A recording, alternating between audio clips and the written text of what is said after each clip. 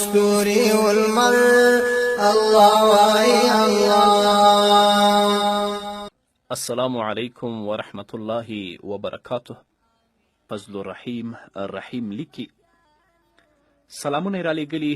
د سلام نه وروسته ویلي دي چې ډیر کسان په خپلو باغونو کې همدارنګه په خپلو ځمکو کې تورې او سرې جنډې بندوي، او دا د دې لپاره چې زما کښت یا زما فصل د نظره نشي. همدارنګه ډیری ډریوران دا سرې جنډې یا تورې جنډې په خپلو موټرونو باندې تړي، په خپلو موټرونو کې تړي د دې لپاره چې زما موټر د نظره نشي. همدارنګه ډیری میندې دي چې هغوی د خپلو ماشومانو په غاړه کې یا د ماشومانو په لاسونو کې او یا د ماشومانو په خپو کې شنې مرۍ تړي، هغه هم د دې لپاره چې دا ماشوم د نظر او د سترګو نه وساتل شي. آیا دا په اسلام کې کوم اصل لري که نه لري؟ د مسلم حدیث دی. راوی د حدیث حضرت عقبه ابن عامر رضی الله تعالی عنه دی. هغه فرمایي ان رسول الله صلی الله علیه وسلم قال الم تر آیات انزلت هذه الليلة لم ير مثلهن قط قل اعوذ برب الفلق وقل اعوذ برب الناس. حضرت عقبه بن عامر رضی الله تعالی عنه فرمایي چې محمد رسول الله صلی الله علیه وسلم وفرمایل آیا تا ته معلومات نشته چې نن شپه داسې آیتونه نازل شوي دي چې د هغې مثل هیچیره هم نه دی لیدل شوی؟ هغه آیات کم دي؟ دا دوه صورتونه دي چې یو قل اعوذ برب الفلق دی او بل قل اعوذ برب الناس. همدارنګه د ترمذي حدیث دی. راوی د حدیث حضرت ابي سعید خدری رضی الله تعالی عنه دی. هغه فرمای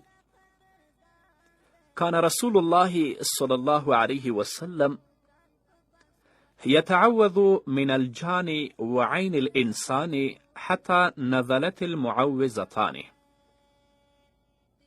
فلما نزلتا أخذ بهما وترك ما سواهما. حضرت ابو سعید خدری رضی الله تعالی عنه فرمای چې نبی کریم صلی الله علیه وسلم به د پیریانو نه او د انسانانو د بد نظر نه پناه غوښته تر دې چې د قرآن کریم دوه وروستني سورتونه نازل شول.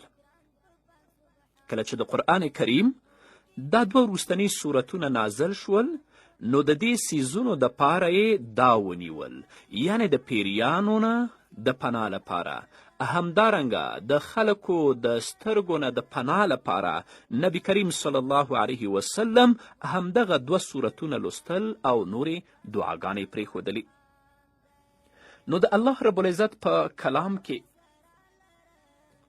همدغه دوه سورتونه چې د قرآن کریم په آخر کې دي، دا که تاسو د انسان نه پناه غواړئ او که تاسو د پیریانو نه پناه غواړئ، دا تاسو لپاره بسنه او کفایت کوي،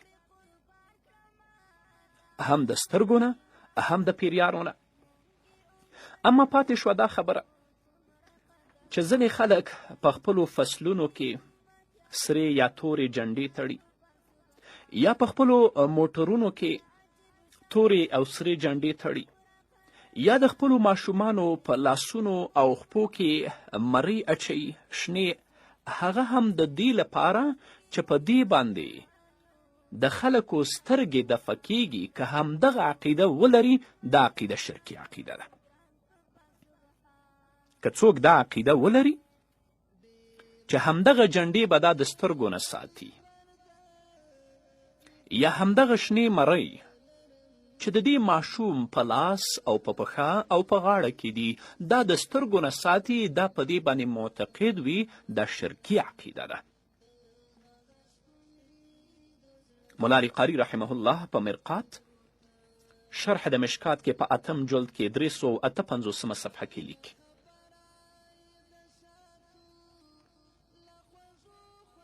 چې حضرت عبدالله ابن مسعود رضی الله تعالی عنه کور ته راغی. کله چې عبدالله ابن مسعود رضی الله تعالی عنه کور ته راغی ویني چې د هغې د ښځې په غاړه کې یو تار پروت دی. د عبدالله ابن مسعود رضی الله تعالی عنه د ښځې نوم زینب و. نو عبدالله ابن مسعود رضی الله تعالی عنه خپلې میرمن ته وایي چې دا تار د څه شي دی چې تا په خپل غاړه کې دا زړولی او په خپل غاړه کې دی اچولی.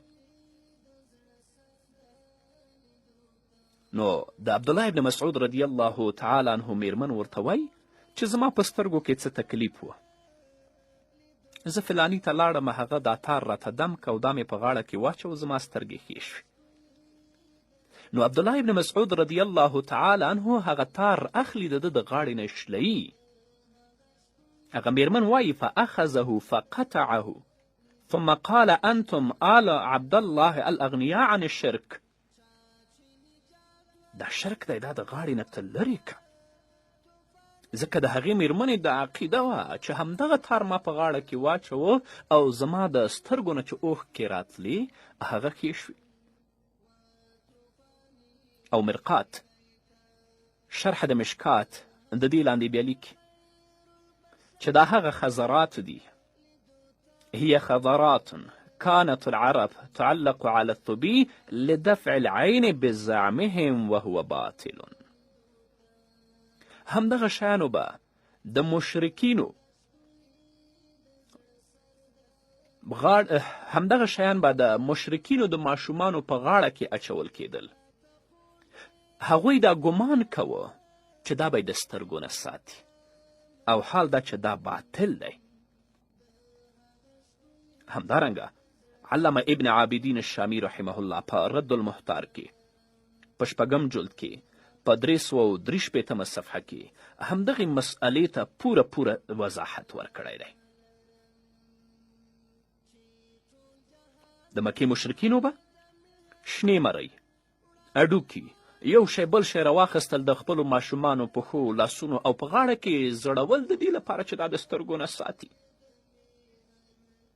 او د دوی دا عقیده هم وه چې دا دوا ده، شفا ده او په دې به د سترګو نه ساتل کیږي. اما چې کله د اسلام مقدس دین راغی فابطلها الاسلام، اسلام دا ټول باطل کړ. نو که تاسو غواړئ چې الله رب العزت مو د پیریانو نه محفوظ وساتي، که تاسو غواړئ چې د خلکو د سترګو نه تاسو محفوظ پاتې شئ، د قرآن کریم 2 آخري سورتونه لولئ، یا په خپلو ماشومانو باندې د قرآن کریم 2 آخري سورتونه لولئ. شف کوئ به الله رب العزت به د پیریانو او د جنیاتو نه ساتي، او الله رب العزت به د سترګو نه ساتي. پاتې شو د سرو جنډو زړول، د تورو جنډو زړول، تارونه په غاړه کول، ماشومانو ته په غاړو، په لاسونو یا پښو کې د شنو مریو بندول، دا شرکي اعمال دي. د اسلام په مقدس دین کې دې لپاره اصلا کم اصل نشته. دا خو لا څه کوي، کم ورور ته چې لږ زخم او تکلیف ورسیږي، پرهر ورته ورسیږي، بیا بل زخمی چې ګوري چې هغه هم زخمی شوی، پرهر ورته رسېدلی، هغه ته وایي ته دا تار واخله، په خوله یې کش که لوند که چې زه دا په پښې کې وتړم چې د چا غږ په ما باندې بد ونه لګېږي. الله اکبر. دا ټول شرکي اعمال دي.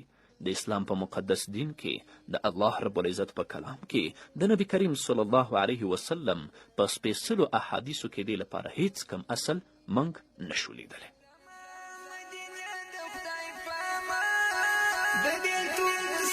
شديد يمشطوما بالنسبة